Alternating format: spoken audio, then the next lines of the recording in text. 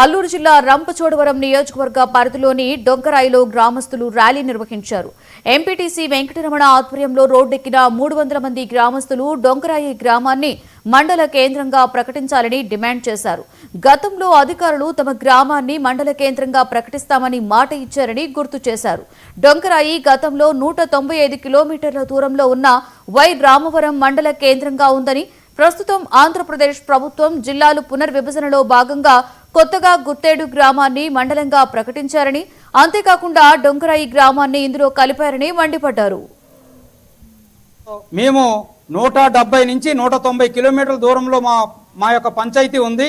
ఈ పంచాయతీ పరిధిలో ఉన్నటువంటి దాదాపు 9,000 మంది జనాభా, దీనిపైన చాలా ఇబ్బందులు పడుతూ ఉన్నాం.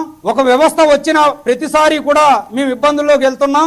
మనకి మొట్టమొదటిగా సమితిలు ఉండేవి. ఆ సమితిలు ఉన్న సమయంలో అడ్డతీగలు ఉండేది.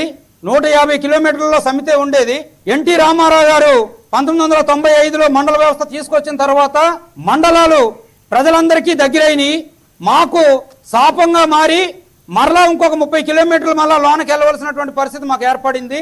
ఎందుకంటే దీనికి ప్రధాన కారణం అధికారులు ఇదిగో గూగుల్లో మ్యాప్ చూసి ఇదిగో ఇక్కడ ఉంది డొంకరాయ్, ఇదిగో ఇక్కడ ఉంది గుర్తేడు, ఇదిగో ఇక్కడ ఉంది వైరామవరం, కాబట్టి ఇది చాలా దగ్గర అని చెప్పేసి గవర్నమెంట్కి ఒక తప్పుడు రిపోర్ట్ ఇచ్చి మమ్మల్ని 40 సంవత్సరాలుగా బాధ పెడతా ఉన్నారు. ఒక కులం సర్టిఫికేట్ తీసుకోవాలనుకుంటే వేలాది రూపాయలు ఖర్చు పెట్టుకొని ఇంచుమించుగా 4-5 రోజులు ప్రయాణాలు, అలాగే అక్కడ వెయిటింగ్. వెళ్ళిన వాళ్ళ అదృష్టం కొలిది అక్కడ అధికారులు ఉంటే పర్వాలేదు, అధికారులు లేకపోతే కనీసం అక్కడ భోజనం సదుపాయం కూడా లేనటువంటి వైరామవరం మండలం.